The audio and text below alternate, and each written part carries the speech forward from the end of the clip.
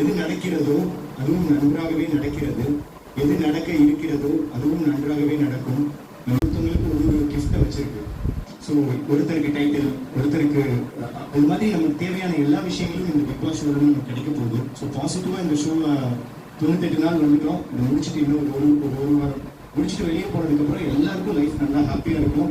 இருக்கிற அந்த 7 contestants give you best. அடுத்து இருக்க போகிற அந்த 7 நாள் அது வந்து நம்மளோட டைம். அது கிவ் யூ பெஸ்ட் இருக்குன்னு தெரிஞ்சுதான் நம்ம எல்லாரும் 24 பேர் உள்ள வரும்போது யாரும் ஒருத்தர் தான் அந்த டைட்டில் கிடைக்கும் தெரிஞ்சுதான் வந்தோம். உண்மை என்னன்னா உள்ள வந்த எல்லாருக்குமே இந்த ஷோ ஏதோ ஒரு கிஃப்ட் வச்சு காத்து கொடுக்க. All the best, miss you all. நான் ஏவி பார்த்தேன், உண்மையிலே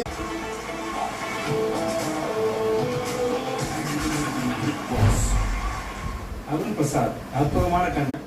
இந்த ஷோ உங்களுக்கு ஒரு பெரிய மாற்றத்தை ஏற்படுத்தும். அதை சரியாக புரிஞ்சுக்கிட்டவர் அருண் நான் நம்புகிறேன்.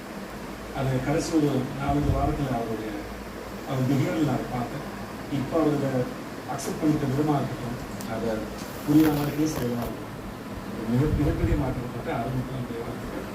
நான் மீண்டும் உங்கள் அனைவரையும் நாளை சந்திக்கிறேன். நன்றி வணக்கம்.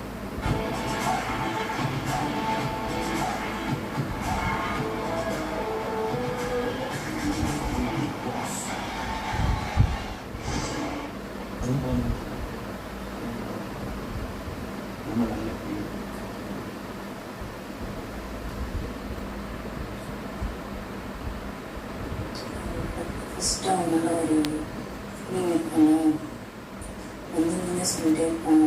நல்லா அவங்கள நடிக்கலாம் பேசுகிற விஷயம் எல்லாமே லேட்டாக போனல உண்மையிலே நல்லா தான் யாருன்னு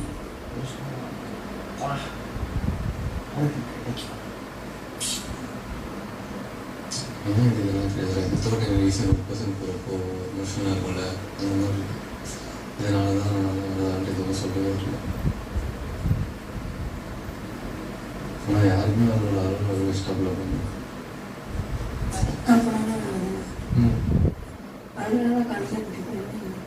அவங்களோட அப்படிங்கிற அது வரணும் இல்லை.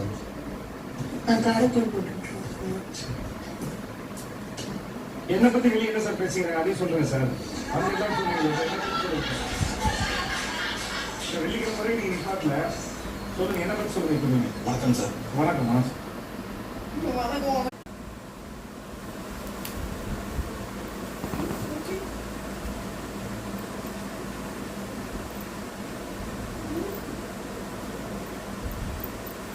கொண்டா